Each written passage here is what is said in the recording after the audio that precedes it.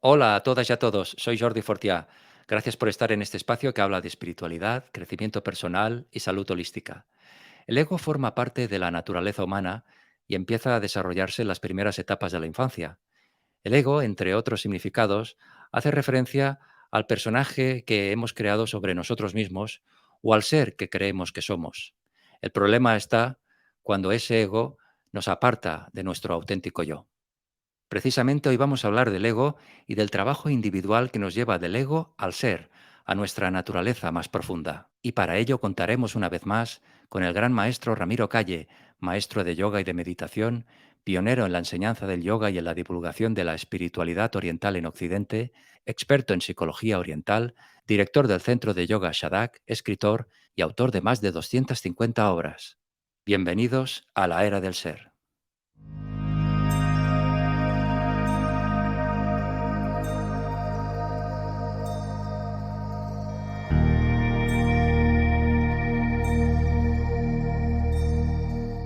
Querido Ramiro, Ramiro Calle, bienvenido a la era del ser. Es un placer, querido Jordi, estar de nuevo en tu magnífico programa, que todo el mundo me habla maravillosamente de él, pero entre otras razones, porque tú lo realizas de una forma magnífica. Muchísimas gracias por tus palabras, Ramiro. Todo te lo debo a ti y a los colaboradores, especialmente a ti, porque esta plataforma la empecé contigo, la has dado a conocer en tus redes, te lo agradezco muchísimo. Has hecho mucho por este programa, de verdad, Ramiro, y Y haces, y haces. mucho más que vamos a hacer juntos. Es una oportunidad de oro para efectivamente poner al descubierto la genuina enseñanza de la filosofía, de la autorrealización, tanto de Oriente como de Occidente, que tiene mucha necesidad que lo hagamos, que de alguna manera tú sabes que todo se está adulterando, desdibujando, y hay que un poco retomar las raíces genuinas. Es así, Ramiro. Muchísimas gracias por todo, ¿eh? De verdad, gracias por todo. Hoy vamos a hablar de un tema que ya llevábamos días hablando de ello, ¿no? Teníamos que hacer un programa sobre el ego. Tenemos que hablar del ego porque el ego nos incumbe a todos. Nadie se escapa de tener ego. Todos tenemos ego, ¿verdad? Nadie es una de las cosas más misteriosas que hay. Y fíjate, Jordi, qué paradoja. Dos egos, el tuyo y el mío, van a tratar ahora de hablar del ego y de dar enseñanzas y métodos para encauzar el ego y sobre todo debilitarlo y superarlo. Que esto es tan difícil, querido Jordi, que los antiguos sabios de la India utilizaban un ejemplo. Suponte que en una localidad donde nunca había habido robos y no había policía, comienzan a producirse robos. Y entonces el alcalde dice que se presente alguien a policía. Y justo se presenta policía el ladrón que estaba robando. Y la cuestión es, ¿acaso el policía ladrón se va a detener a sí mismo? Obviamente no. Pues el problema al hablar del ego, Jordi, es que hablamos también, claro, desde nuestro ego y sobre algo tan misterioso que es el ego, que figúrate si ha dicho y con razón que el ego es como una etiqueta pegada a ninguna parte. Cuanto más lo persigues, menos lo encuentras. Y sin embargo, siempre está tomándonos, encadenándonos y dirigiendo todos nuestros pasos en esta vida y todas nuestras conductas. Así es. Fíjate, Ramiro, porque en psicología se conoce al ego como la instancia psíquica a través de la cual el individuo se reconoce como yo y es consciente de su propia identidad. El ego, por lo tanto, es el punto de referencia de los fenómenos físicos y media entre la realidad del mundo exterior, los ideales del superyo y los instintos del ello. Asimismo, el concepto de yo o ego en la etimología latina es un término difícil de definir debido a sus diferentes acepciones. A lo largo de la historia, su definición se ha relacionado con otros términos como psique, ser, alma o conciencia. La aproximación académica hace precisiones según la disciplina desde la cual se aborda, ¿no? El estudio del yo abarca tanto disciplinas de orientación biológica como por ejemplo la psicobiología, la neurobiología o la neuropsicología, así como disciplinas de corte filosófico y humanista. El término yo se relacionaría con los conceptos de conciencia y cognición. En este sentido, la pregunta por el yo es quizás uno de los cuestionamientos fundamentales de la humanidad, por lo que no solo ha sido enunciada en el contexto de la ciencia, sino en diversos sistemas religiosos y espirituales a lo largo de la historia. Ramiro, desde tu punto de vista, desde el trabajo que llevas haciendo de tantos años, ¿cómo podemos definir al ego? Yo diría, Jordi, antes que nada, que todo ese cúmulo de ideas académicas que nos has dado en realidad no sirven de nada para la transformación interior, ni para el autoconocimiento, ni siquiera son esclarecedoras. Yo mismo me he psicoanalizado durante 12 años, me hice incluso terapeuta psicoanalítico porque hice el entrenamiento en psicoanálisis y todos esos conceptos, pues si no los evaluamos a través de nuestra propia experiencia, incluso más confunden que esclarecen. Yo lo quiero enfocar de otra manera.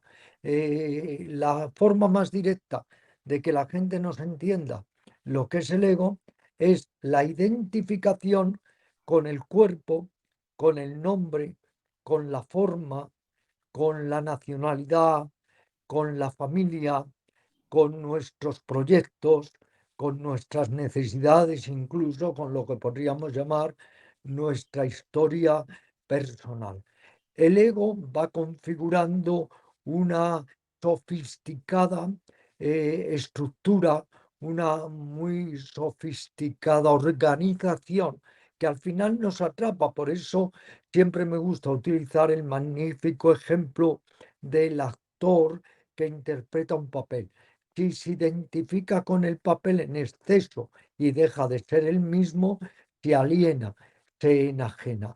El problema no es el ego, el problema es que el ego se vuelve un tirano, se convierte en un dictador implacable que nos absorbe y que nos roba nuestra genuina, pura, desnuda experiencia de ser. Ya que tu programa se llama además La Era del Ser, pues nunca mejor para decir que el ego es una emoción atrapante, es una alucinación, es algo que de tal manera nos hipnotiza que nos impide vivir nuestra presencia, nuestro núcleo más profundo, nuestra verdadera médula existencial. Por eso también me gusta decir, lo que es bueno para el ego es malo para el ser, porque en esta sociedad narcisista, compulsivamente egocéntrica, siempre estamos alimentando esa boa que tiene un estómago sin fondo, que es el ego, y sin embargo perdemos de vista totalmente nuestro ser. El ego siempre está en el tener, en el hacer, en el competir, en el lograr, en el poseer, en el aferrar. Y por eso al final se convierte en una muy densa cortina que oculta lo más auténtico de nosotros, que es nuestro ser. O sea, que el ego lo que hace es esconder nuestro ser, nuestra verdadera esencia, ¿no? Nuestro verdadero ser. Es el prestidigitador más sagaz, más engañoso que podamos encontrar. De la misma manera que la perla se oculta en la ostra, de la misma manera que en la leche está la nata, dentro de nosotros hay un lugar, entre comillas, que es nuestra presencia, nuestra sensación. Soy, por eso los maestros siempre dicen, soy el que soy. No soy esto o aquello. En cuanto somos esto o aquello, ya es el ego. En cuanto estamos dividiendo, en cuanto estamos tratando de acumular, en cuanto nos diferenciamos excesivamente de lo otro, de los demás, ya estamos alimentando el ego. El ego no es el problema. Si fuera un ego puro, cooperante, un ego lúcido, un ego compasivo, entonces sería como un secretario. El problema es que el ego se convierte en nuestro dueño, nos controla, nos domina, nos intoxica y al final consigue que toda nuestra vida sea para alimentar el ego en lugar de para alimentar el ser.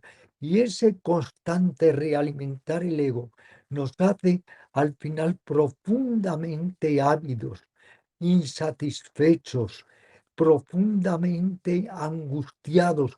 Y por eso en todas mis novelas de carácter espiritual, como en El Fakir, en Los ojos del corazón, Las siete iniciaciones y otras, presento personajes que tanto han alimentado su ego, que se han perdido a sí mismos y que luego en esa profunda angustia existencial se ven en la necesidad de buscar métodos e enseñanzas técnicas para recuperarse a sí mismo.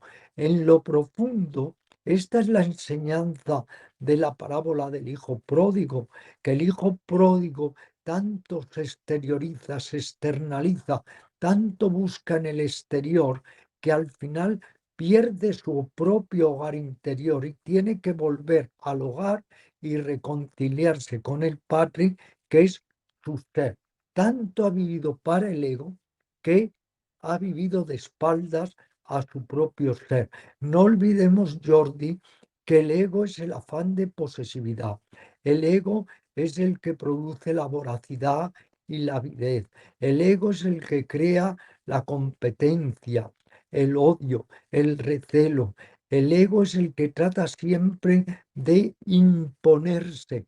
El ego es el que se jacta, el que se convierte en arrogante, en prepotente. El ego es el que narcisísticamente no tiene ojos para las necesidades ajenas y por tanto ni quiere ni está capacitado para atenderlas.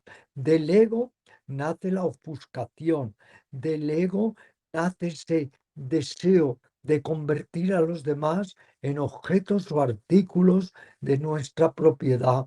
Del ego surgen los celos, del ego surge la soberbia, la vanidad. O sea, el ego, como se descontrole, pervierte totalmente nuestra naturaleza realmente humana. Así es, como bien dices, los males del ego, ¿no? La soberbia, la envidia, los celos, la rabia, incluso el resentimiento, ¿no? Pero está claro, Ramiro, como decíamos al principio, que todos tenemos ego, que forma parte de nosotros, de nuestra personalidad, y que debemos, de alguna manera, aprender a convivir con él, ¿no? Yo diferenciaría dos conceptos, ¿no? Para empezar. Uno es el ser, como bien hemos dicho, y otro el ego. El ego sería la falsa personalidad, la podemos llamar así, y el ser sería nuestra auténtica identidad, ¿no? Nuestro auténtico yo. Sí, el ego de alguna manera es la máscara, el ego es la vestimenta, el ego tiene una función también social, crea eso, la falsa personalidad.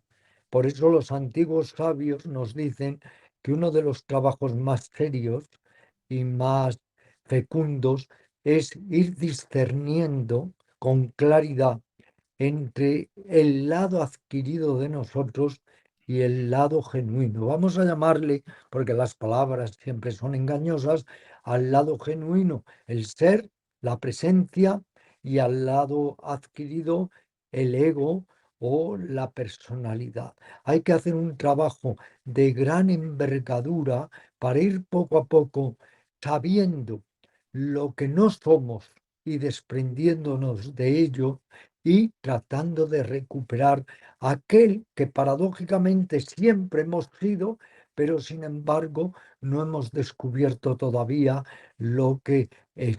El ego no lo podemos matar porque sería como matarnos a nosotros. El ego lo que hay que hacer es purificarlo, hay que hacerlo amoroso, compasivo, indulgente, en suma, cooperante. El problema del ego es que crea muchas diferencias. Es como si la ola se engañara y creyera que no forma parte del océano, cuando sabemos que la ola se forma, se disuelve en el océano. El ego, cuando se vuelve rígido, cuando asume esa burocracia muy sofisticada, muy incontrolada, lo que hace es apartarnos no solamente de las otras criaturas, sino también de nosotros mismos. Llega un momento en que toda nuestra energía está puesta en alimentar el ego en detrimento de nuestro verdadero ser. Este es un trabajo muy importante, Jordi, porque en toda senda espiritual, lo más importante, lo más esencial, lo más constructivo, lo más transformativo es poder descubrir las máscaras innumerables del ego, que el ego es como un caleidoscopio, y empezar poco a poco a saber encauzarlas y a no dejarnos atrapar por ellas. El ego es como si dispusiera de un juego de espejos deformantes y nos hace vivir hipnotizados, sonambulizados. El ego nos somete de tal manera que perdemos pero totalmente de vista nuestra propia presencia o nuestra genuina sensación de ser.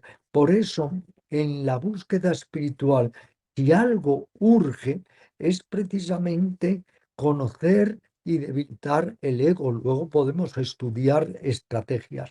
Pero además, Jordi, el peor de los egos es el que se llama el ego espiritual. Y Sí. lo que es increíble es que en los terrenos espirituales, en las disciplinas espirituales, sea el yoga, el vipassana, la meditación budista tibetana, el zen, el sufismo, es donde afloren mayor cantidad de egos, porque la persona en esa disciplina espiritual convierte también la disciplina espiritual en lugar de un modo para debilitar el ego, para fortalecerlo. Y así resulta verdaderamente deplorable, bochornoso, que justo en los planos espirituales es donde uno pueda encontrarse con personas más egocéntricas, con personas que ciegas por su propio narcisismo se creen que son salvadoras del mundo, se jactan de estar iluminadas, se convierten en maestros que no tienen nada que enseñar. La farsa de los maestros iluminados, la farsa de todos estos gurús que para alimentar su ego lo único que hacen es pedirle a sus discípulos obediencia ciega y abyecta. Luego te preguntaré por ese ego espiritual que ahora bien comentas, ¿no? De esos falsos gurús, de esos falsos maestros. Pero está claro que el ego es un falsario que viene a comerse nuestra propia identidad, nuestra auténtica identidad, ¿no? A ocultarla. Sin embargo, quisiera saber, Ramiro, bajo tu punto de vista, si el ego y la autoestima tienen algún tipo de vínculo o relación, o la autoestima es una cosa y el ego es otra. Podríamos hablar de egoestima y autoestima. La egoestima es todo aquello que fortalece, realimenta, engorda el ego. La autoestima, en cambio, es todo aquello que nos lleva, si es verdadera autoestima, que nos lleva a crecer, a desarrollarnos, la evolución de la conciencia, a humanizarnos, a tener mejor relación con todas las criaturas de este planeta. Por eso, si estás en la egoestima, estás traicionando la verdadera autoestima, tu verdadero ser.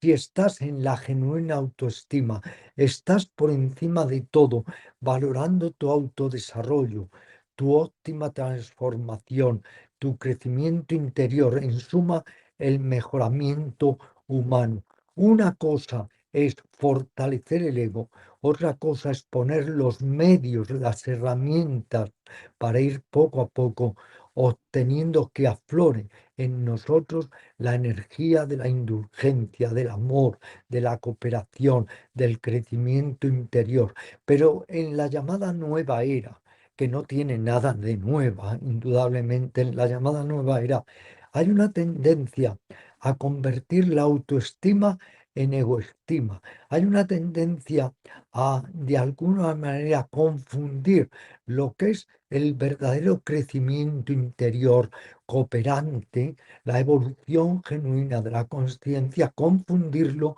con lo que es esa especie de falsa autorrealización que no realiza nuestro ser. Lo que hace es potenciar cada vez más nuestro ego. Eso es lo que llamamos el fortalecer al enemigo. En lugar de debilitar al enemigo, el ego, lo estamos una y otra vez fortaleciendo. El ego crea un sentimiento excesivo de separación. El ego es el malentendido amor por nosotros mismos. El término egocéntrico es magnífico, Jordi. Estar centrado en nuestro ego. O el término egolatría, idolatrar, glorificar nuestro propio ego. Claro. Cuando uno está obsesionado con su ego, ¿qué pasa? Los demás no existen. Entonces a los demás les utilizamos como peones en nuestro tablero de ajedrez. La persona muy egocéntrica, muy narcisista, puede ser muy brillante, puede ser una gran simuladora, puede hacer creer a los demás que se interesa por ellos, es cordial, es seductora, pero no se puede esperar absolutamente nada de ella, porque esa persona solo mira por su beneficio. Y como dijo Buda, hay de aquel que no sabe conciliar el beneficio consigo mismo o para sí mismo con el beneficio de los demás. Claro, porque si te dejas llevar por el ego, llega un momento que haces daño a los demás, a las personas más cercanas, sin tú querer hacerlo, ¿no? Porque el ego te desborda, te llena tanto que no ves más allá, no ves la auténtica realidad, te desprendes de ti mismo y acabas haciendo daño a los demás. Y como Mm, tú bien decías, hay que diferenciar bien entre la verdadera autoestima y la autoestima narcisista, ¿no? Podríamos llamarla así. Exactamente. Y también entre lo que llamaríamos la genuina autorrealización y la ego-realización. Y lo triste es que hay muchas personas en el campo espiritual que utilizan las enseñanzas y métodos espirituales en lugar de para autorrealizarse, para ego-realizarse. Y todos esos, llamemos, maestros que se dicen iluminados, falsos gurús o gurús de masas, que lo único que están haciendo es ser esclavos de su egocentrismo, esclavos de lo más feo de su narcisismo. Bueno, yo diría, Cuando, Ramiro, sí, perdona, yo diría que el ego espiritual es de los peores egos que hay. el peor. Porque, oye, que tenga ego un actor se da por hecho, un presentador de televisión se da por hecho. ¿Qué decir de los egos rascacielos de los políticos que son en realidad actores frustrados? Pero que haya ego excesivo en el campo espiritual, cuando precisamente entramos en la espiritualidad en la medida de lo posible para descubrir nuestras actitudes egocéntricas, para ir poco a poco liberándonos de ellas y para saltar fuera de la sombra de nuestro ego, pues es realmente inexcusable y es inadmisible. Y además es que entonces estamos jugando con lo peor, porque nos volvemos mercenarios de la espiritualidad. Oye, ser un comerciante, un traficante, un mercenario de cualquier cosa ya está mal. Ahora, ser un mercenario de la espiritualidad, eso en términos hindúes diríamos ya que es el peor karma que podemos todos hacer. El ámbito de la espiritualidad está para ayudarnos entre todos a evolucionar, a encontrarnos a nosotros mismos, no para convertirla en un mercado, como bien dices, ¿no? Exactamente. Y sobre todo para darnos cuenta de que hay que hacer un gran trabajo para observar y debilitar nuestras actitudes o reacciones egocéntricas, tanto en mente, en palabra o en actos. Es muy difícil porque en una sociedad tan narcisista, tan egocéntrica, pues claro, es como querer despertar en un enorme dormitorio donde por mimetismo contagio todos nos volvemos a dormir. Por eso el trabajo más preciado, el más difícil, es indudablemente este de debilitar el ego. Yo en mis charlas a menudo cuento esta anécdota. Aquel individuo que se encuentra con un amigo que le pregunta ¿cómo estás? Y el amigo responde, ahora estoy muy bien, antes me creía el mejor, ahora he superado esa idea y soy perfecto. Pues es lo que pasa, que vamos de ego a más ego. O ese escritor que se encuentra con, es un chiste psicoanalítico, ¿no? Sí, Que se sí. encuentra con un amigo y el amigo le pregunta, ¿cómo estás? Y el escritor empieza durante horas y horas a hablar de sí mismo. Y después de horas dice, bueno, basta ya, ya hemos hablado bastante de mí, ahora hablemos de ti. ¿Has leído mi último libro? Pues claro, Qué es que bueno. lo terrible es que el ego no tiene fin. Por eso lo comparaba con una boa, que se dice que es un estómago sin fondo, puede estar comiendo constantemente, pues el ego está siempre, siempre deglutiéndose y se alimenta, claro, de todo lo que sea el afán de posesividad, el controlar, el manipular a los demás, a veces manipulaciones muy sutiles, pero que son las peores, se alimenta del autoengaño, se alimenta de todo lo que es falsario y luego el ego comete algo que resulta atroz, que si fuéramos realmente seres humanos, que claro, no lo somos, ni somos animales, ni somos seres humanos, vaya, vaya pastiche en el que estamos metidos. Pues bien, si realmente fuéramos seres humanos, no solamente apreciaríamos aquello que entre comillas llamamos mío, sino que ese sentimiento de amor que tenemos hacia lo nuestro, lo expandiríamos a los demás. Pero no podemos solo preocuparnos por nuestro perro y el perro del vecino para nada. Este es mi hijo y velo por mi hijo en el parque, pero el otro da igual. Si se cae, si tiene problemas y así sucesivamente, porque el problema del ego es que todo lo introyectas, es que crees que todo es tuyo, es que crees que tú eres el amo de todo lo que está a tu alrededor. Mi familia, mi patria, mi sexo, mis amigos, mi oficio o mi profesión, mi casa, mi automóvil y así sucesivamente. Es un Una ego, Ramiro, posesivo. Totalmente, es que claro, el ego lo que le caracteriza es la posesión. Fíjate, uno de los distintivos del ego, por ejemplo, que es los celos. ¿Qué son los celos? Que son un dragón, un demonio que arruina la vida de una persona y tanto de la persona celosa como de la celada. ¿Qué es lo que teme el celoso?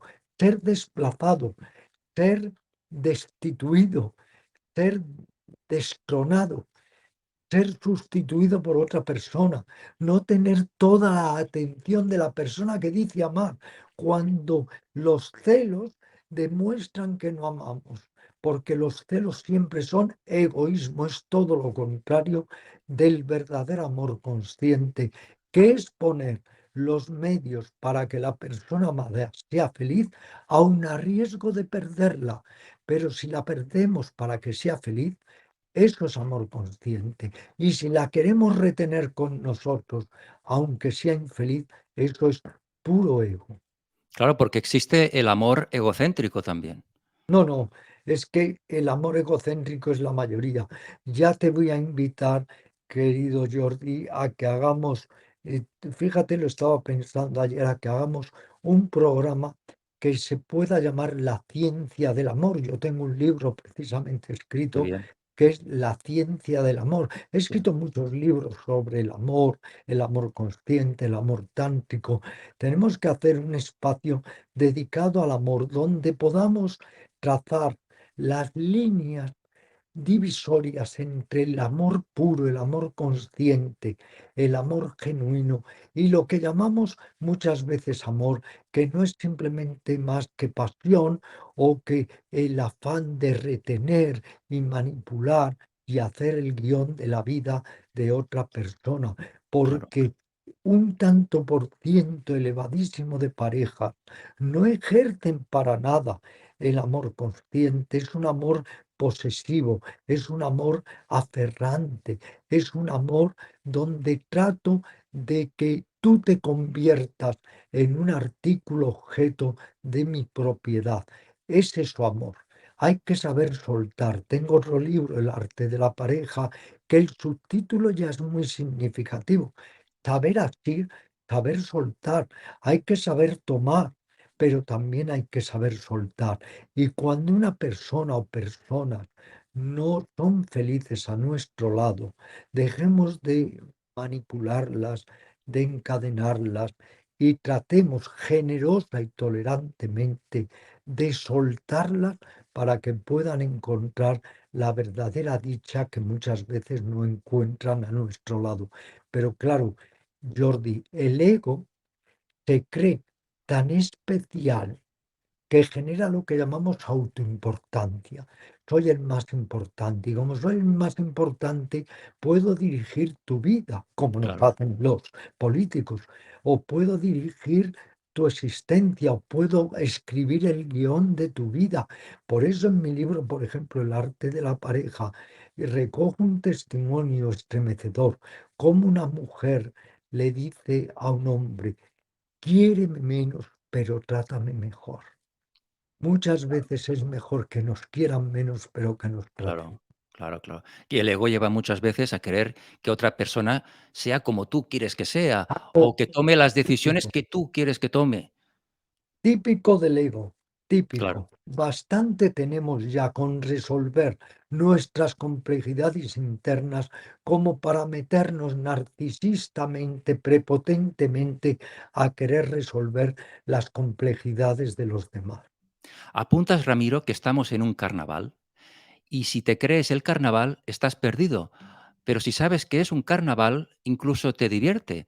Ves la Claro. maldad, ves la muerte, ves los desengaños, pero sabes que es un carnaval y mantienes tu paz interior.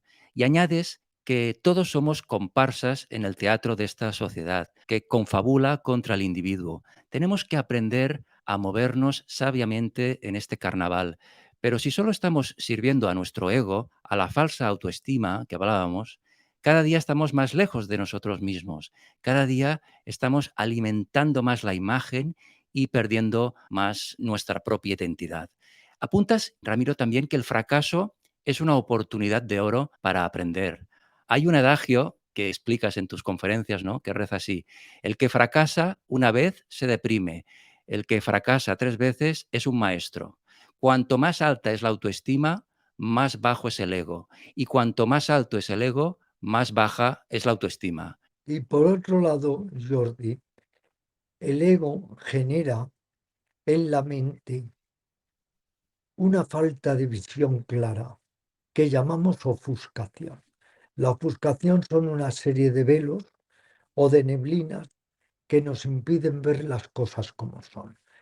El exceso de ego nos impide relativizar cuando relativizar es tan importante y el exceso de ego nos conduce a tomarnos demasiado en serio a nosotros mismos.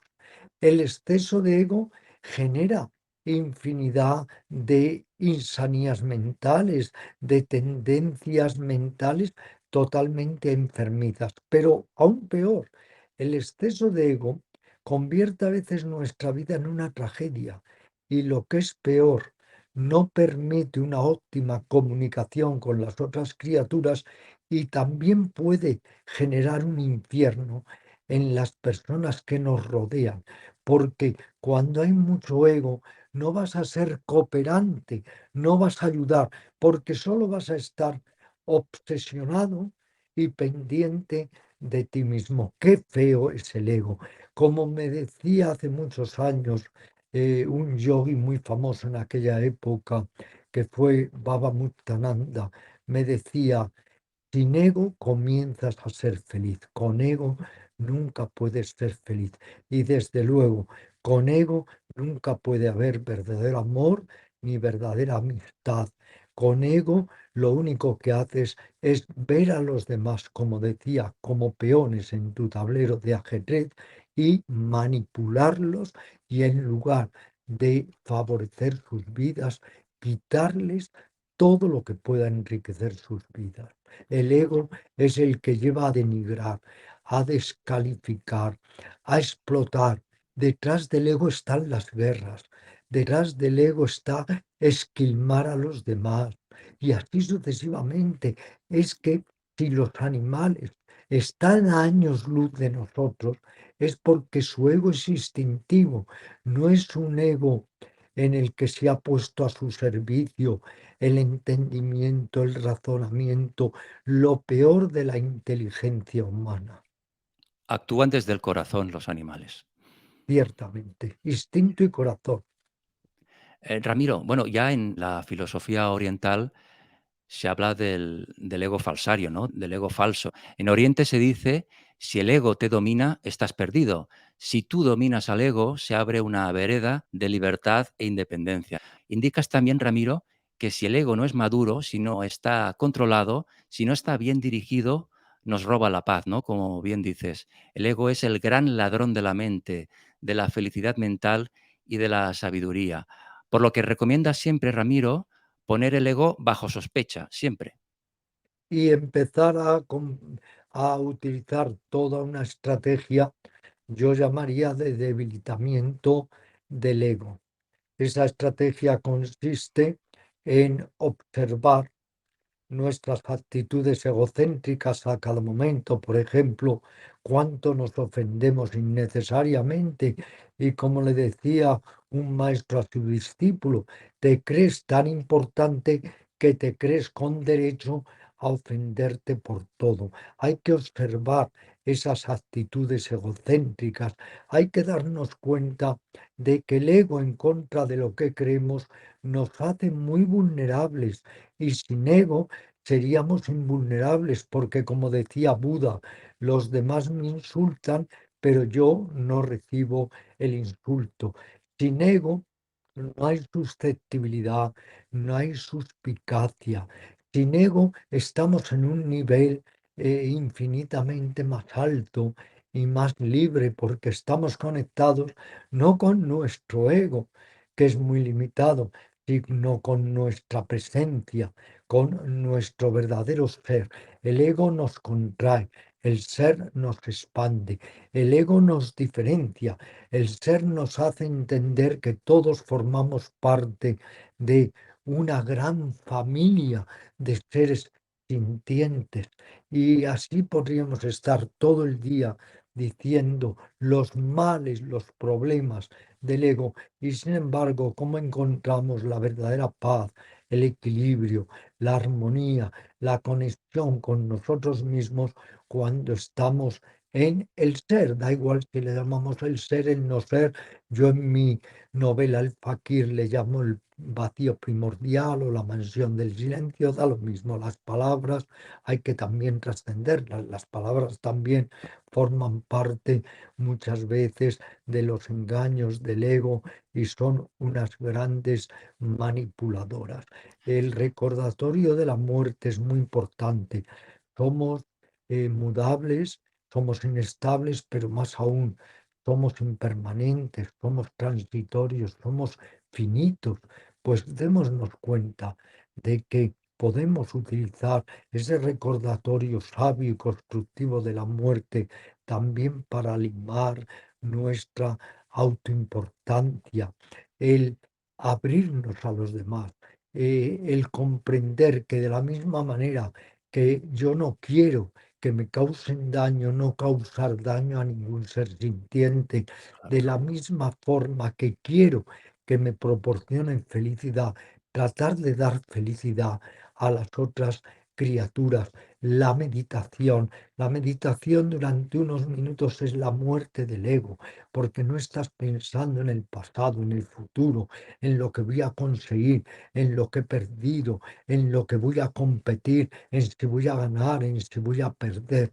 La meditación en este sentido es también muy importante y como ya hice referencia a él, el discernimiento, lo que llamamos en el yoga viveka, aprender a discriminar, aprender a discernir entre lo esencial y lo trivial, lo irreal y lo real, el ego o el ser, lo superficial o lo sustancial, porque al final importa lo que importa y lo que importa es llevar una vida cabal, una vida noble, embellecernos interiormente y tratar de tender lazos genuinamente afectivos con los demás.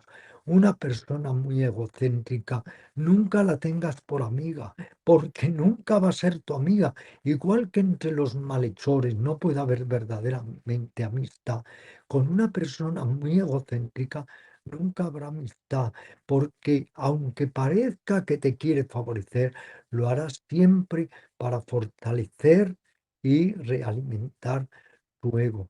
El egocentrismo es un mal terrible y sin embargo, fíjate, Jordi, estamos justo inmersos en una sociedad donde todo es alimentar la imagen, la autoimagen y en suma el narcisismo.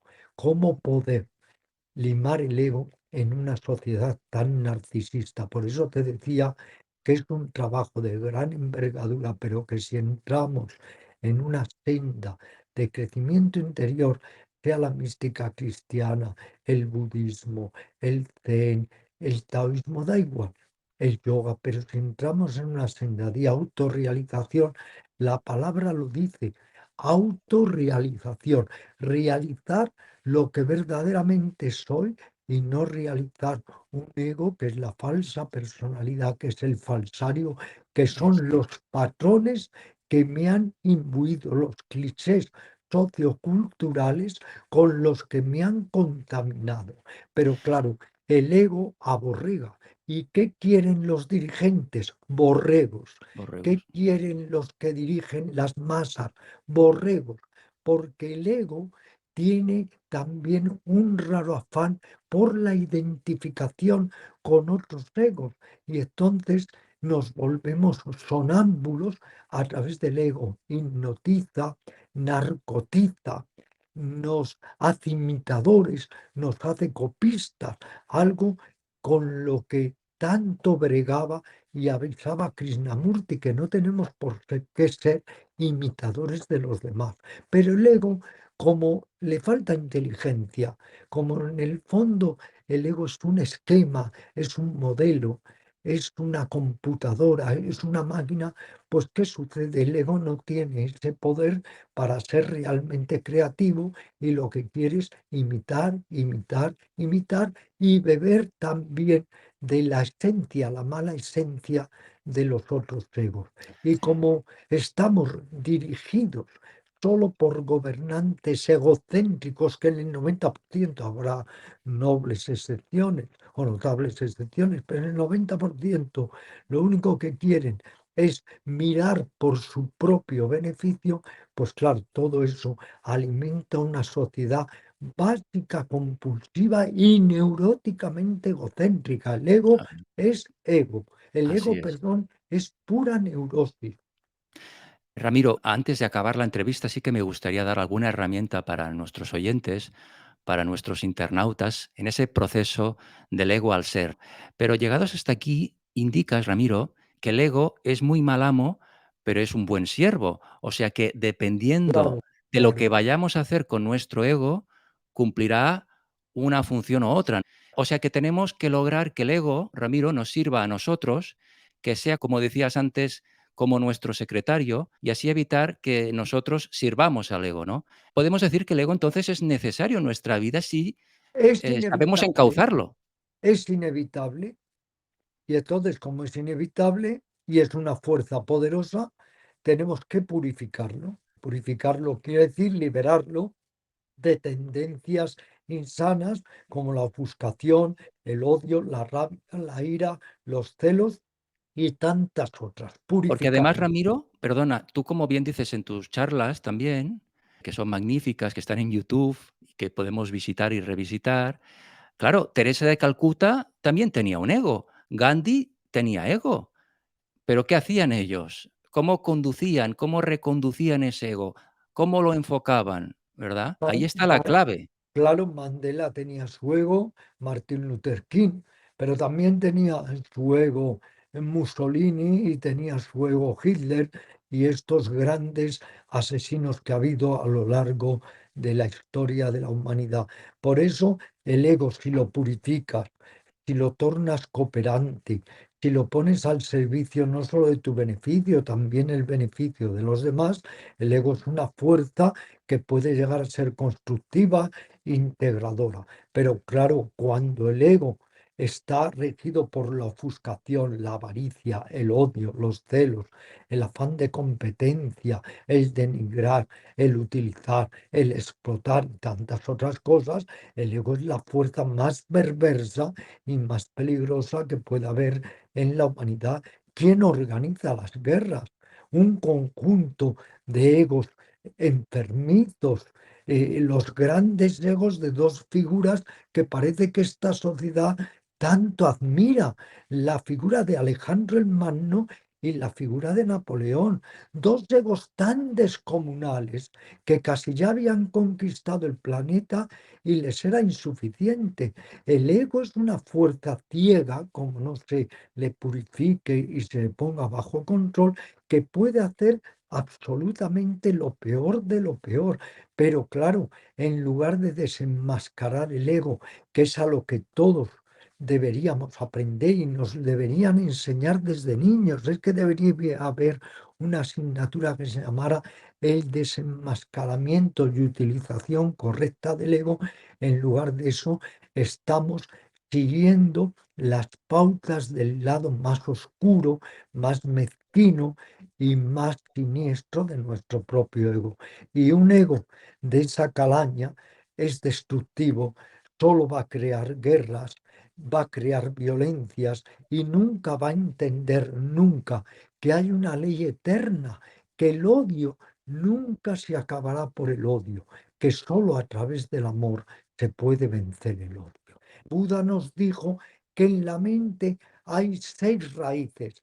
Las raíces de lo perverso y de lo insano, que son la ofuscación, el odio y la avaricia, y las raíces de lo sano, que son la lucidez, la generosidad y el amor. O ser un poco ese egocéntrico, prepotente, autoimportante, o ser San Juan de la Cruz, ese frailecillo sencillo, amoroso y sumamente apacible, que fue una gran aportación a la humanidad, no solo por su carácter como místico, sino también como poeta. Y indudablemente todos sabemos que no podemos vivir sin personalidad, que no podemos vivir sin el ego, que no podemos vivir sin la apariencia, pero lo malo es si me lo creo, lo malo es si me creo que soy tan importante, el mejor actor, el mejor escritor, el mejor político, el mejor director de empresa, el mejor funcionario. Es que todo eso es terrible, pero eso es lo que incita esta sociedad a glorificarte y la glorificación al final es miseria, porque en lugar de vivir para humanizarte, vives para glorificarte. ¿Glorificarte de qué? Si cuando te mueras, cuando estés agonizando, serás absolutamente nada, como somos todos, polvo y polvo. Y todo eso de vanidad y vanidades es que me revienta, me produce alergia en esta sociedad. Por eso cuando la gente me dice, tú has triunfado, digo, no lo sabía, porque eso del triunfo y la derrota es absurdo.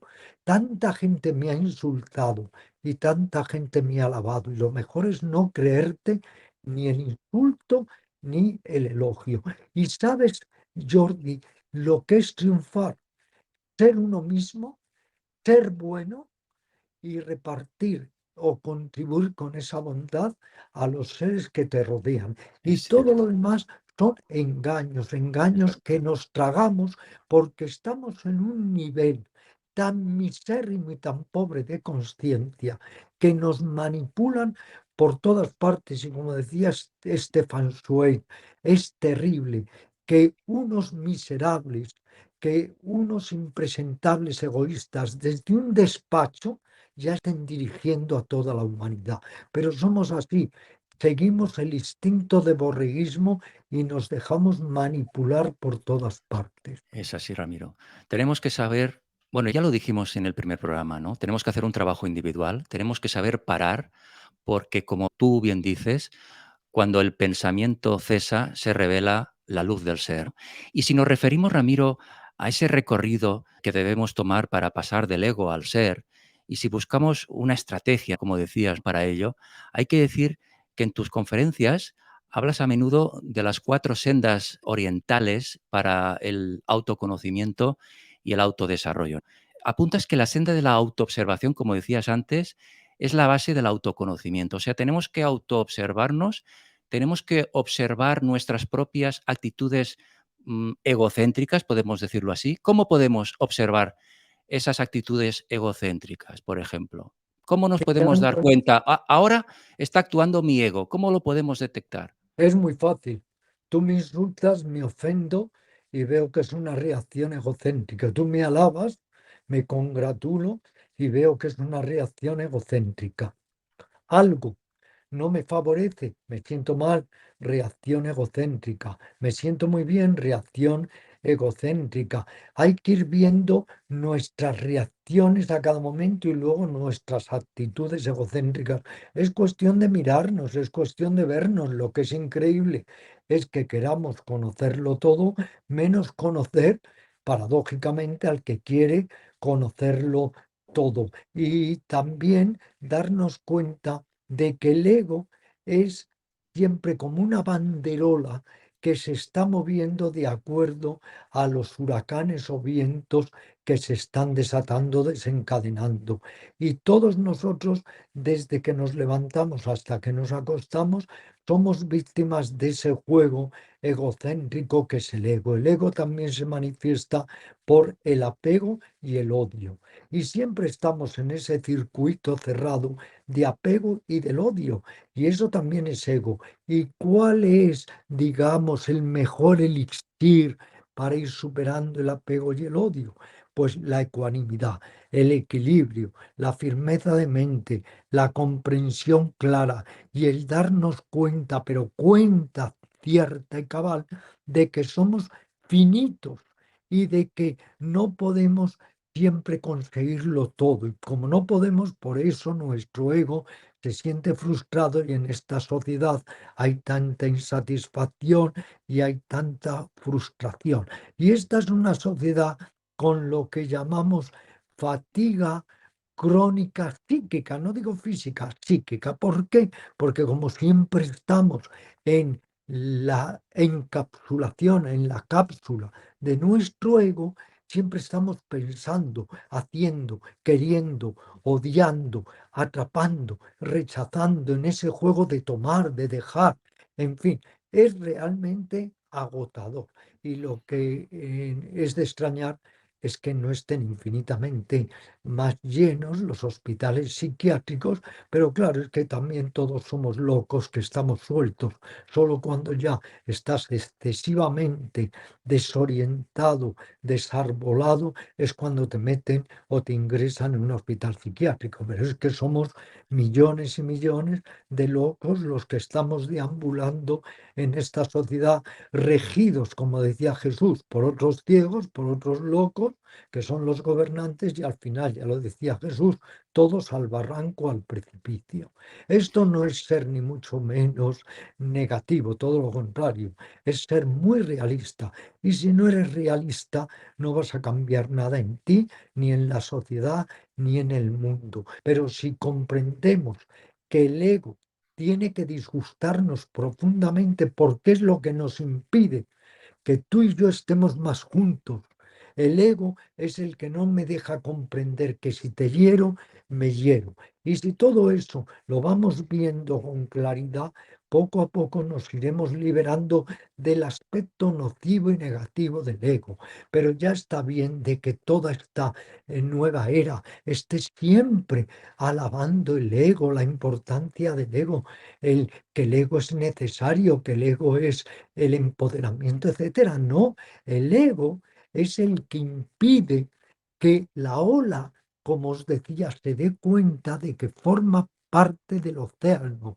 El ego es el que impide que tú, yo y mi gato Emil formamos una unidad y formamos una misma esencia.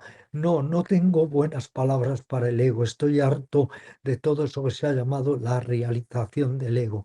Es un contrasentido. Si me autorrealizo, es que me libero del ropaje del ego. Y si estoy cada día más fundido con el ropaje del ego, es que nunca me voy a autorrealizar. Como bien indicas, Ramiro, en la autoobservación observamos nuestras reacciones, nuestros hábitos de carácter, nuestros engaños hacia nosotros mismos y hacia los demás, nuestras tendencias sanas, nuestras tendencias insanas y evidentemente observamos en ese ejercicio a nuestro ego. En el yoga, Ramiro, se habla de la conciencia testigo. La conciencia testigo sería, de alguna manera, esa conciencia que atestigua sin juicios ni prejuicios, sin apego, sin aversión, lo que realmente somos, ir descubriendo lo que realmente somos, despertar esa conciencia testigo nos lleva a eso, precisamente. Es que, como digo en mi novela El Fakir, hay diferentes estados de conciencia. Está la conciencia de lo exterior, la conciencia de los procesos que están aconteciendo dentro de sí mismo, la conciencia de ser, que es un grado superior de conciencia o autoconsciencia, y luego estaría la presencia. La presencia está más allá de la conciencia de soy esto o soy aquello, soy Ramiro o soy Jordi. La presencia es un sentimiento oceánico, un sentimiento de plena unidad. Esto no quiere decir, Jordi, para que no nos malentiendan, que hay que demonizar el ego. Si el ego indudablemente es para hacer buenas obras, vivir noblemente, ayudarme a mí mismo y ayudar a los demás, si el ego es para ir en busca de la más alta realidad, si el ego es una fuerza que sabemos encaminar, el ego es un colaborador, es un secretario útil, pero el problema es que tal como utilizamos el ego es un dictador, el ego es lo peor de lo peor porque ya vemos a lo que se está conduciendo esta sociedad, a lo que se está conduciendo este mundo. Por eso, claro que hay egos luminosos, pero son precisamente aquellas personas que han conectado con otro nivel de conciencia que les permite no solo velar por sí mismas, muy importante, velar por los demás. Así es, y ese es un trabajo de muchos años, Ramiro, como tú bien indicas, ¿no? Sí, otra cosa, querido Jordi, ¿sabes cuál es el peor apego? El apego a las ideas. Y de ahí nace el peor ego, las nacionalidades, las ideologías mediante las cuales masacro, mato, invado otros países, arruino a las personas, masacro a los animales y les utilizo innoblemente. Todo eso también es ego, porque el ego es ofuscación. Es que una persona clara, lúcida, no puede estar dominada por su ego. Puede tener ego, pero como el que lleva unos zapatos, el que lleva un traje, porque es necesario, pero no está encebecida, no está dominada por el ego. Hay que tener mucho cuidado porque el ego, cuando se robustece en exceso y genera mucha ofuscación, puede llevar a lo peor de lo peor que puede hacer un ser humano. O sea que hay que seguir ese trabajo interior, hay que autoobservarnos, hay que ir anotando, Ramiro, nuestros autoengaños, que eso es lo más complicado, trabajarse cuando uno se autoengaña, lo complicado es detectar ese autoengaño, ser consciente de ello y cambiarlo, ¿no? Eso es un trabajo muy profundo, pero lo cierto es que indudablemente. el ego nos lleva al autoengaño. Por eso contaba antes esa anécdota del hombre que dice: "Antes me creía el mejor, ahora lo he superado y soy perfecto". Entonces, Claro. es el autoengaño y desenmascararnos es muy doloroso, pero hay que hacerlo. Si no sabemos dónde está la espina clavada, ¿cómo vamos a quitarla? Hay que vernos. Y a veces vemos cosas terribles, nuestra sombra, nuestro egocentrismo, nuestra manera de manipular, tan ladina, tan astuta, tan sutil. Pero si no ves la enfermedad, ¿cómo vas a sanar la enfermedad?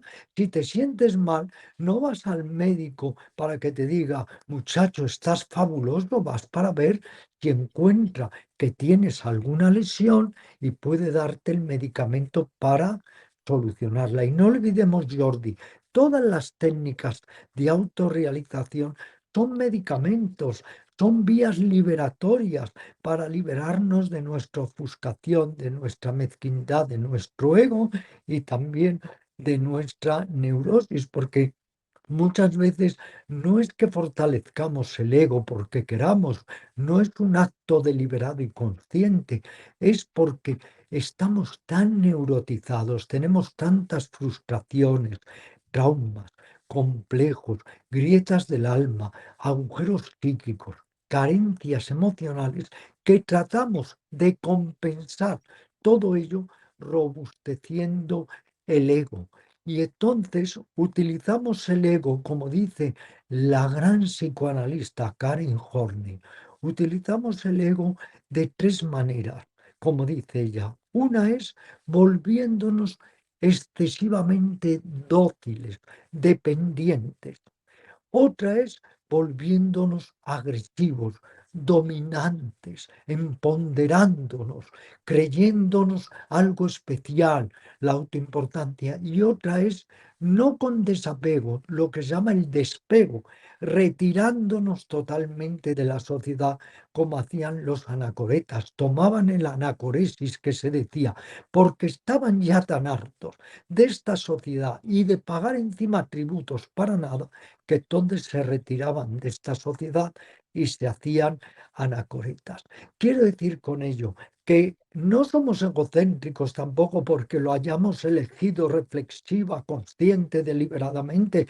Somos cada día más egocéntricos por los modelos, por esta sociedad que confabula, como decía Emerson, y tanto insistía mi hermano en su programa de radio, y confabula contra el individuo, y porque somos grandes neuróticos. Y por eso quiero hacer contigo un programa muy, muy importante que me gustaría llamarle o la recámara o el trasfondo o la trastienda de la mente, porque el ego nace de que hay tanto desorden, hay tanta oscuridad, hay tanto caos en nuestra mente, vivimos tanto a la sombra de nuestro núcleo caótico y confuso que creamos esa máscara, creamos esa armadura para defendernos y no nos damos cuenta de que una armadura en lugar de defendernos lo que hace es que te bloquea,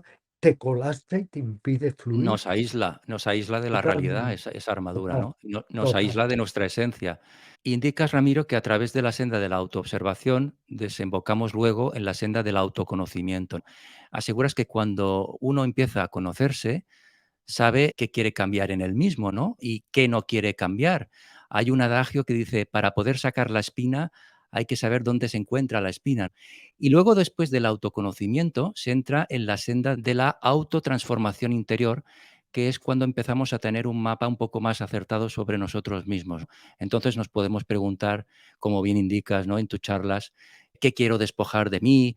¿De qué quiero despojarme? ¿Qué quiero, por lo contrario, afirmar de mí mismo? ¿Qué quiero arrojar por la borda? ¿Qué es aquello que es adquirido de mí mismo y que no? O sea que en esa autotransformación interior es cuando, de alguna manera, empezamos a tratar de convertirnos en nosotros mismos de una vez y a poner los medios para discernir entre la persona real y la persona adquirida. esas capas que hemos ido adquiriendo en esta sociedad que, como bien dices, rinde culto a la imagen, al aparentar, a la competencia, al dar codazos al otro, al criticar, al juzgar. Ese es el trabajo que cada uno de nosotros tenemos que hacer, llegar a esa autotransformación interior para llegar al ser. En lugar de constantemente poner más cosas, en lugar de aprender más, también seguir la senda de desaprender, de despojarnos, de vaciarnos. Aquello tan hermoso que se atribuye a San Juan de la Cruz: en la casa de la nada nunca el alma está penada. Cuando somos capaces de ir más allá de esa falsa identificación con nosotros mismos, surge una sensación de unidad, una sensación de plenitud, que es esa especie de sentimiento oceánico que es el que realmente nos empodera, no el ego empoderado, ese sentimiento de plenitud, de que comprendo por fin que soy el que nunca he dejado de ser, pero que no soy Ramiro, no soy Jordi, no soy Almudena, no soy Luisa, soy el que soy, el ser. Y allí es cuando se produce, Ramiro, lo que se entendía en la antigüedad como segundo nacimiento, ¿no? Ciertamente, el hecho de que te dieran incluso otro nombre en los cenobios, en los conventos, en los monasterios, es porque en ese momento empezabas otra vida. Muere tu ser anterior, que es la vieja mente, nunca el ser, la vieja mente, para que nazca una mente nueva. Se hablaba en épocas pasadas del hombre, hombre genéricamente hablando, el hombre viejo y el hombre nuevo, o la mujer nueva. Es decir, igual que el gusano sufre una crisis y sale como crisálida, la crisis con alas, como una mariposa, morimos a la mente vieja, a la mente pequeña, a la mente mezquina, a la mente egocéntrica, para nacer a otro tipo de mente. Eso es el segundo nacimiento, eso se le llama también en determinadas tradiciones iniciáticas la iniciación. Pasas a ser un adepto, de ser un aprendiz pasas a ser ya un adepto. Es decir, hay otro grado que has ascendido en la larga marcha de la autorrealización. O sea que debemos de nacer a nosotros mismos, ¿no? Volver a nacer para ser realmente nosotros mismos, ¿no? Y que hemos ido apartando de nuestra vida nuestra verdadera esencia. Hemos ido adquiriendo capas y capas. Nos damos cuenta que el 90% muchas veces de lo que somos es adquirido y eso es un momento crítico, ¿no? Pero es un momento también importante porque estás dando un paso muy importante para llegar al ser, ¿no? Cuando te das Mm, cuenta, caramba, pero si soy esto porque me dijeron que o vi esto de la otra persona y quién soy yo. Ahí empiezas realmente a saber quién eres, ¿no? En ese segundo nacimiento. Tenemos, tenemos que empezar a ordenar ese trastero de cachivaches totalmente desordenado y caótico. Tenemos que empezar a trabajar sobre ese núcleo caótico y confusional para conseguir un punto de quietud, de esclarecimiento y de genuina autorrealización. Todo ello es un trabajo muy intenso. Por eso, pues me hace gracia todas esas corrientes del Neovedanta que dicen, tú ya no tienes que hacer nada, tú eres ya el que eres, tú ya estás realizado, tú ya eres el alma cósmica, la conciencia plena, Dios. Pero todos los verdaderos sabios, los verdaderos maestros, podría dar miles de ejemplos, han insistido en que es necesario el esfuerzo, la disciplina, la dedicación, la motivación, la meditación. No es eso de ya está, me he liberado, he tenido un golpe de luz, he tenido un destello y ya soy un liberado. No, por favor, seamos serios. que Ananda, el primo y asistente personal de Buda, se liberó a los 102 años y ya estaba desesperado porque viviendo al lado del Buda toda la vida y no alcanzaba liberación. La liberación es un trabajo interior. Pero claro, esta sociedad, ¿qué es lo que hace? Es vender humo, es siempre el darte lo mayor o quererte dar lo mayor con el mínimo esfuerzo. Otro engaño, otra patraña, otra falacia. Por eso siempre digo a estos iluminados que no son capaces luego de ver ni la punta de su nariz, ponedlos, queridos amigos, siempre bajo sospecha. Habéis nacido libres, no muráis esclavos de ninguna de estas personas. Sois libres, pero tenéis que hacer un gran trabajo interior. Y es un trabajo largo y como digo y confieso con toda humildad y de corazón en mi novela El Fakir, soy un aprendiz y el deber de todo aprendiz es seguir aprendiendo y prefiero morir en mi propia jaula a morir en la jaula o en la cárcel de todos estos gurús falsarios que cada día abundan más porque, como ya lo decía Ramakrishna y lo decía Vivekananda, son como grandes prostitutas que han encontrado una manera de lucrarse y de encima contar con millones de devotos ciegos. Abrid los ojos. Como bien dices, Ramiro, hay un adagio que dice, sin sadhana no somos nada. Sadhana es entrenamiento, ¿verdad? Hay que trabajar, como bien dices, un trabajo duro, pero que hay que empezar. El entrenamiento son estas 4 vías hacia la autorrealización, pero que a la vez debemos completarlas y hay que empezar a realizarlas y no dejarlo para más adelante, porque tal y como indicas, si hoy no cambias algo en ti, nada puede suponer que mañana sea diferente. Hay que empezar a ser consciente de ello y ser tenaz. Apuntas que sin autorrealización la vida no tiene sentido. Y estas vías de autorrealización hay que dedicarle años y un gran trabajo, como decimos. El maestro Babaji Sivananda, tu gran amigo, tu alma afín, Ramiro, decía que venimos a esta vida para hacernos la fotografía y nos vamos. También decía que esta vida es como una posada, venimos para luego irnos a nuestro verdadero hogar. Y apuntaba también que el único sentido de esta vida es la paz interior y ayudar y cooperar con los demás, ¿no? Como tú bien dices siempre, querido Ramiro. Y aseguraba también que el camino más directo hacia el ser es la meditación, ¿no? Ese trabajo, el saber parar, porque cuando se para, uno conecta con su verdadera esencia. Cuando el pensamiento para, se revela la luz del ser, como siempre dices, ¿no? Y este camino de autorrealización, de autotrabajo, habrá algunos en esta sociedad que dicen que es un trabajo egoísta o que, o como algo extraño o lo que sea. No, no, todo lo contrario, no es nada egoísta. Si uno se trabaja a uno mismo, se está trabajando para evolucionar y para después ayudar también a los demás, porque si uno está bien con uno mismo, ayuda a los demás. Para nada es egoísta este trabajo. Es todo lo contrario, ¿verdad, Ramiro?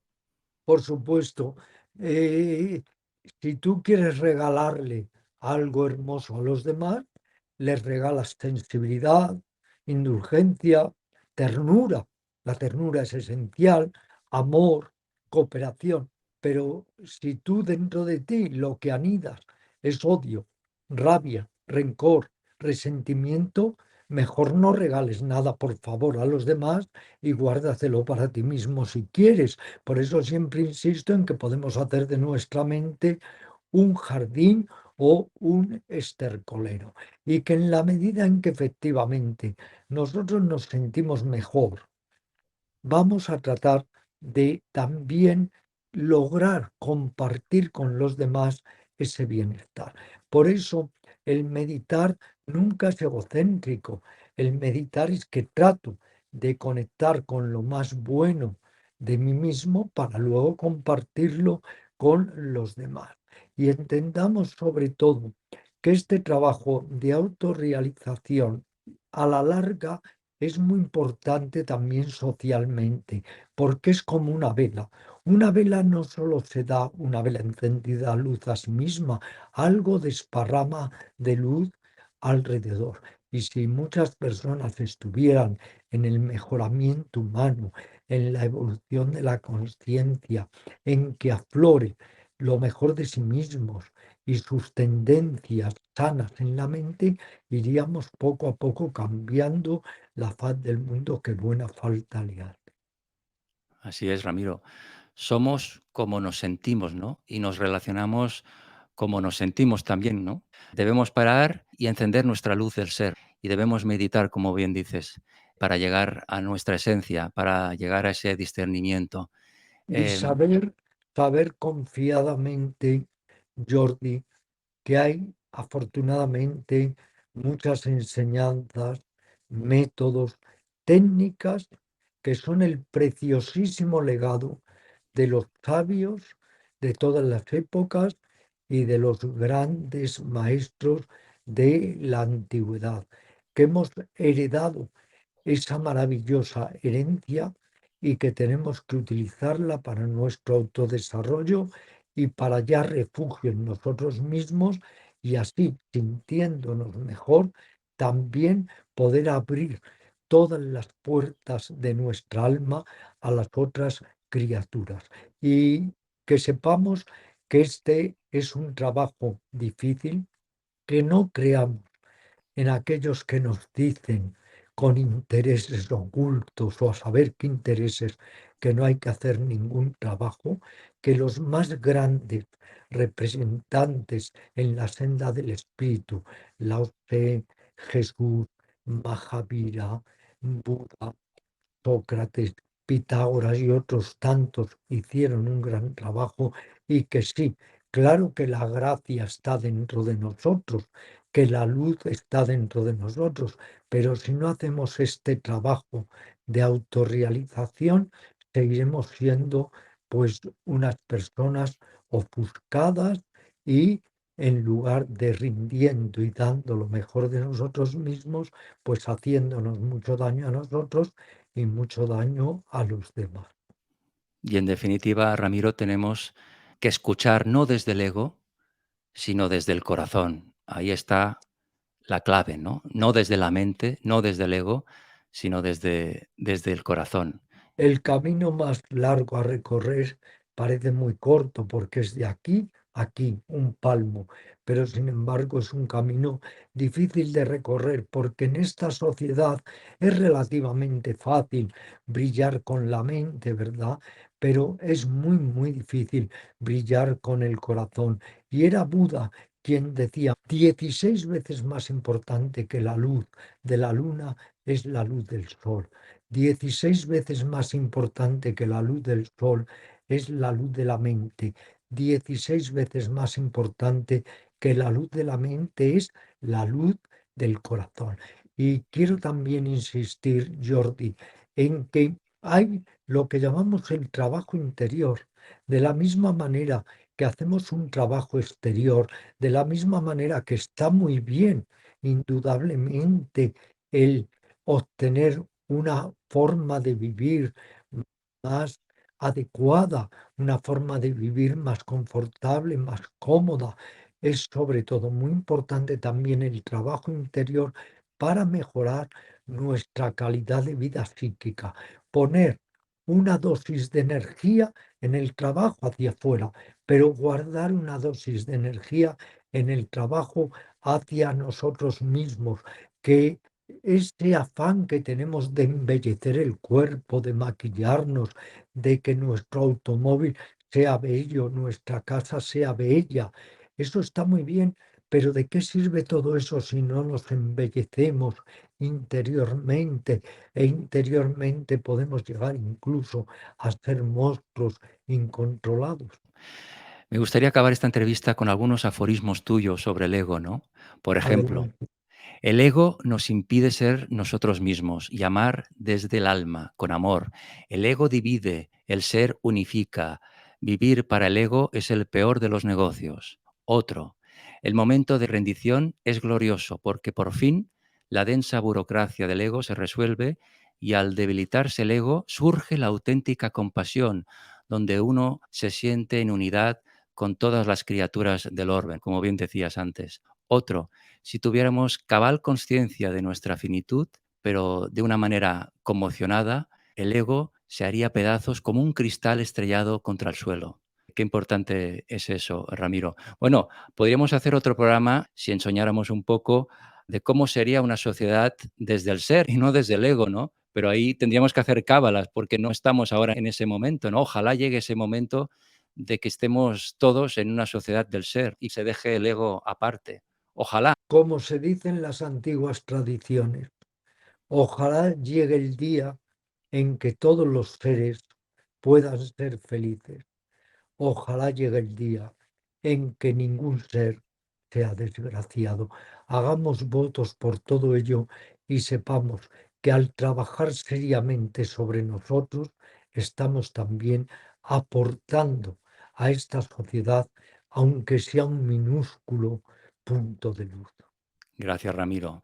Yo Muchas siento que en esta gracias a ti. entrevista, gracias, maestro. Yo siento que en esta entrevista has dado herramientas, nos has hecho reflexionar y que cada uno ahora saque sus conclusiones y tome la iniciativa que tenga que tomar y Sí, empezar a trabajar, empezar ya a trabajarnos, ¿no? exacto, y querido Jordi, que no superficialicemos el tema, que esta sociedad tiene un privilegio, un dudoso privilegio para todo absolutamente superficializarlo. Por favor, no superficialicemos la genuina espiritualidad. No hablo de religión, yo no soy en absoluto una persona religiosa en absoluto. No creo en las iglesias institucionalizadas de ningún país del mundo, pero soy una persona espiritual porque creo que un ser humano puede mejorar, puede conocer otros planos de conciencia, puede beneficiarse más a sí mismo y a los demás, aunque haya que pasar por muchos desvelos y muchas noches oscuras del alma. Pero cuando digo no superficialicemos, es que sepamos que hay un cuerpo impresionante de métodos, de enseñanzas, de técnicas, da igual que les llamemos el Dharma, la enseñanza, la filosofía liberadora, la psicología de la autorrealización, pero lo hay. Lo estamos recibiendo desde hace miles y miles de años. No nos quedemos en el barniz, no nos quedemos en la superficie, profundicemos, indaguemos, sepamos que toda esta farmacia de métodos salvíficos, que todas estas herramientas están ahí, pero tenemos también, y esto también es un yoga y un camino de autorrealización, que buscar, que constatar, que indagar y en suma que experimentar. Tomamos nota todos para empezar a experimentar, a trabajarnos y a dar un paso más. Y ese paso más significará que también ayudaremos a nuestros compañeros, a los Y que, seres sintientes que nos siguen, exacto, que y que vivimos. siempre somos aprendices. Por eso nunca jamás me ha gustado, me produce alergia que me llamen maestro, aunque lo hacen con todo cariño. Pero para Yo mí soy eres un una maestro. Ya, pero yo soy un aprendiz. Yo he pasado, Jordi, por todos los desvelos, desfallecimientos que uno se pueda imaginar y los sigo pasando como aprendiz, como alquimista interior que trato en la medida de lo posible de transmutar mis cualidades de baja cualidad, de baja calidad, en cualidades preciosas. He sido un niño con una personalidad complicadísima, dificultades físicas, psíquicas, emocionales, complejidades sin fin.